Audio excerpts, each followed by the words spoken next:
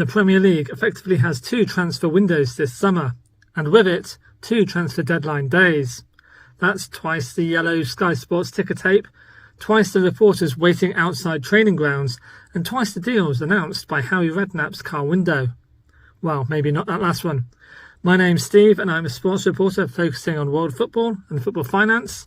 Today, we'll take a look at the Premier League's upcoming transfer window. It officially runs from June 14th to September 1st, but this year it's effectively 2 transfer windows with 2 deadline days. The first runs from June 14th to the end of June, June 30th, and the second from July 1st to September 1st. That's all thanks to the Premier League's profitability and sustainability rules. Those rules set a deadline for the club's accounts of June 30th, meaning any sales before that date fall into one year's accounts, and any sales after that date fall into the next year's accounts. These rules will change soon, but for this summer they're still in place. And as quite a few clubs are reportedly in danger of going over their profitability and sustainability spending limits, that June 30th deadline will affect a lot of clubs. You can see how the rules might work by looking at last summer's transfer of Brennan Johnson from Nottingham Forest to Tottenham Hotspur. Forest wanted to sell him before June 30th so that they could balance their books for the 2022-2023 season. They valued Johnson at around $65 million, which is also roughly what Spurs ended up paying for him.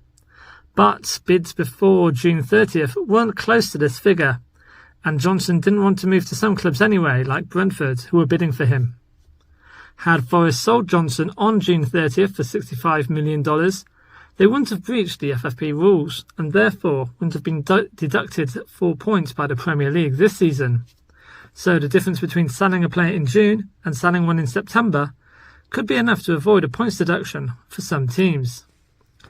Now let's look into how that could affect this summer's transfer window.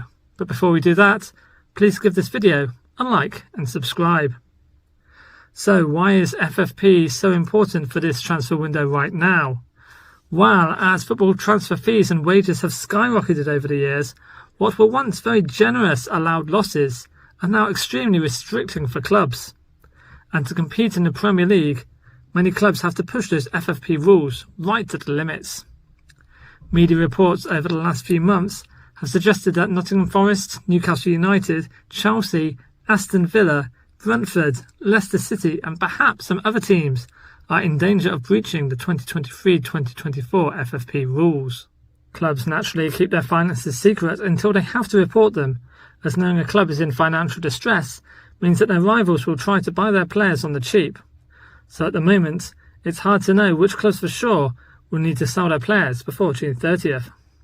But as that deadline does get closer, it will become clear that a club needs to sell if they're selling a key player for less than they might be holding out for.